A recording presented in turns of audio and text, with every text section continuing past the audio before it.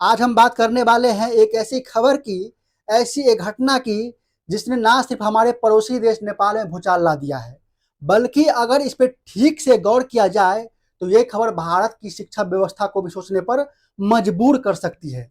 आज हम बात करेंगे नेपाल के एक ऐसे युवा, ऐसे एक बेबाक और ऐसे निडर प्रधानमंत्री की, जिन्होंने सत्ता में आते ही एक ऐसा ऐतिहासिक फैसला लिया है, जिससे देश की शिक्षा व्यवस्था की तस्वीर हमेशा हमेशा के लिए बदलने वाली है।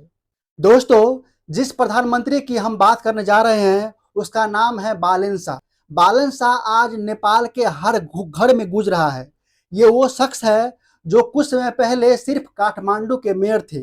एक आम आदमी, एक युवा जिसकी रगों में जनता की सेवा का जुनून दौड़ता था। उन्होंने जन जी आंदोलन किया, जो लोगों को जागरूक किया, और फिर जब चुनाव की बारी आई, तो बालेन शाह ने अपनी एक नई पार्टी बनाई और जनता ने उस पर दिल खोलकर भरोसा दिखाया।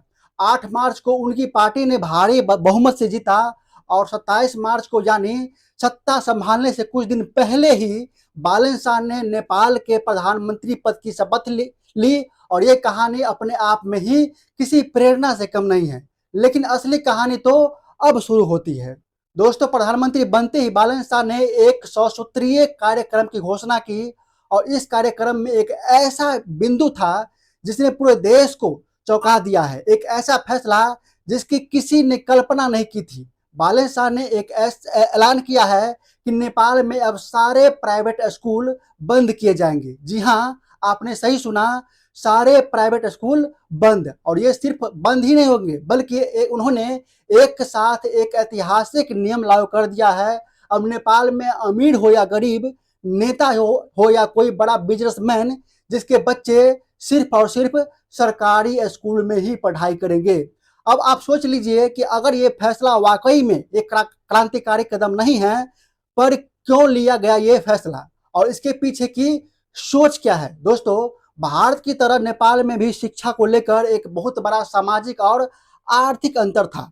एक तरफ थे महंगे प्राइवेट स्कूल जहां हर सुविधा मौजूद थी, पर दूसरी तरफ थे सरकारी स्कूल जहां संसाधनों की कमी थी, शिक्षकों की कमी थी, और एक आम आदमी की धारणा बन गई थी कि यहाँ पढ़ाई अच्छी नहीं होती है, जैसे समस्याएं थी। इस वजह से ये समाज में एक खाई पैदा हो गई थी, और अमीर के बच्चे प्राइवेट स्कूल में और गरीब के बच्चे जो है वो सरकारी स्कूल में।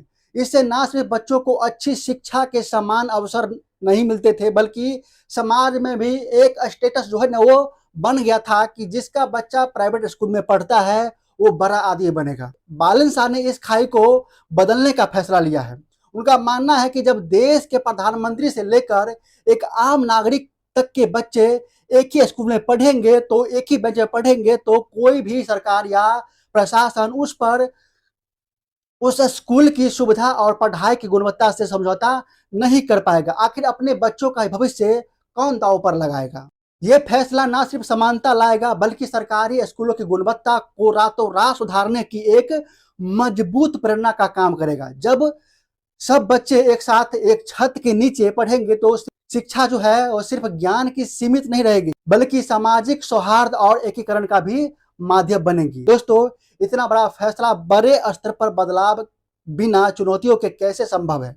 जाहिर सी बात है कि इसका विरोध भी होगा। जिन लोगों के प्राइवेट स्कूल चलते थे, उनके लिए एक बहुत बड़ा झटका है। बड़े बड़े पूंजीपतियों और नेताओं के बच्चे जो विदेशों में महंगे प्राइवेट स्कूल में पढ़ रहे थे, उनके माता पिता भी अब शायद इस फैसले से खुश नहीं होंगे। लेकिन बालेन शाह का इरादा बहुत नेक है। उन्होंने एक ऐसा रास्ता चुना है जहां शायद शुरुआती मुश्किल आएगी, पर अगर ये मॉडल सफल हो जाता है, तो ये सिर्फ नेपाल के भविष्य को उज्जवल नहीं बनाएगा, बल्कि दुनिया के सामने एक नया उदाहरण पेश करेगा। और कैसे शिक्षा को सिर्फ व्यापार नहीं, बल्कि एक राष्ट्रीय जिम्मेदारी बनाया जा सकता है। उन्हीं शिक्षकों को प्रशिक्षित करना होगा, और स्कूल के बुनियादी ढांचों में सुधार करना होगा, और यह सुनिश्चित करना होगा कि अगर बच्चे को सर्वोत्तम संभव शिक्षा मिले, तो यह एक कठिन राह है, लेकिन परिणाम अद्भुत हो सकते हैं। अब आते हैं असली मुद्दे पर। आप सब जानते हैं कि भारत में शिक्षा का क्या हाल है। एक तरफ है कुछ लाख रुपए फीस वाले इंटरनेशनल स्कूल, और फिर आते हैं प्राइवेट स्कूल, और फिर आते हैं हमारे सरकारी स्कूल और उन सब के बीच एक बहुत बड़ा खाई है। लाखों करोड़ों माता पिता अपने बच्चों की अच्छी शिक्षा दिलाने के लिए अपनी मोटी कमाई का बड़ा हिस्सा जो है वो प्राइवेट स्कूलों की फीस में खर्च कर देते हैं। कई तो कर्ज लेकर बच्चों को प्राइवेट स्कूल में पढ़ाते हैं इस उम्मीद से कि उनका बच्चे का भविष्य उज्जवल होगा। और दूसरी तरफ हमारे सरकारी स्कूल, कुछ सरकारी स्कूल बहुत अच्छा काम कर रहे हैं, लेकिन उनमें से अधिकतर ऐसे स्कूल है जहां सुविधाओं की कमी है, शिक्षकों की कमी है और लोग अपने बच्चों को भेजने से कतराते हैं। यह एक बहुत बड़ा कड़वा सच है। अगर भारत में भी ऐसे कोई फैसला हो जाए जहां कभी बच्चों को सरकारी स्कूल में पढ़ना अनिवार्य हो, सोचिए क्या होगा। सबसे पहले तो शिक्षा को लेकर अमीर गरीब का भेद खत्म हो जाएगा, सभी बच्चों को एक समान शिक्षा मिलेगी, सरकार पर दबाव बढ़ेगा और सरकारी स्कूलों की गुणवत्ता जो है वो अंतर्राष्ट्रीय स्तर पर बनाए जाएंगे। लाखों करोड़ों अभिभावकों जो कि फीस के बोझ से मुक्ति मिलेगी। सरकारी स्कूलों में शिक्षकों की भर्ती और उनके प्रशिक्षण पर ज्यादा ध्यान दिया जाएगा। शिक्षक भी जवाबदेह होंगे क्योंकि उन्हें पता ही नहीं है कि देश के बड़े बड़े लोगों के बच्चे भी उन्हीं के स्कूल में पढ़ रहे हैं। ये सिर्फ एक कल्पना नहीं दोस्तों, ये एक संभावना है। बालेंस्टाइन ने अपने देश में ही करके दिखाया है और ये दिखाता है कि अगर नीयत साफ हो और इरादे मजबूत हो तो बड़े बड़े बदलाव भी संभव है। लेकिन क्या भारत में ऐसे संभव है? ये एक बहुत बड़ा सवाल है।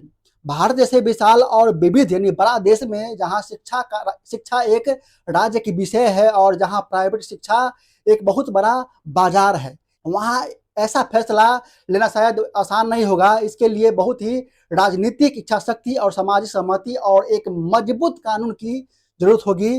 निजी स्कूलों का विरोध, अभिभावकों की पसंद और स्वतंत्रता और मौजूदा ढांचों को बदलने की विशाल चुनौतियां, ये सब रास्ते खड़े होंगे। लेकिन सवाल ये है कि क्या हमें ऐसे बदलाव की जरूरत है? क्या हम अपने बच्चों को वाकई समान अवसर देना चाहते हैं? क्या हम एक ऐसा समाज बनाना चाहते हैं जहां शिक्षा किसी के स्टेटस का नहीं बल्कि एक ऐसे अधिकार का प्रतीक हो? जहां नेपाल के प्रधानमंत्री बालेनस्तान ने एक बड़े बहस छेड़ दी है, एक सवाल खड़ा कर दिया है। अब ये सवाल सिर्फ नेपाल के लिए नहीं है बल्कि पूरे उपमहाद्वीप के लिए है। आपकी क्या राय है इस पर? क्या भारत को भी नेपाल से कुछ सीखना चाहिए? क्या हमारे देश में भी प्राइवेट स्कूल बंद होने चाहिए और सभी बच्चों को सरकारी स्कूल में पढ़ना चाहिए? अपनी राय कमेंट में अवश्य बताएं और देखते रहिए दर्शन कुमार ऑफिशियल, सच की हर खबर।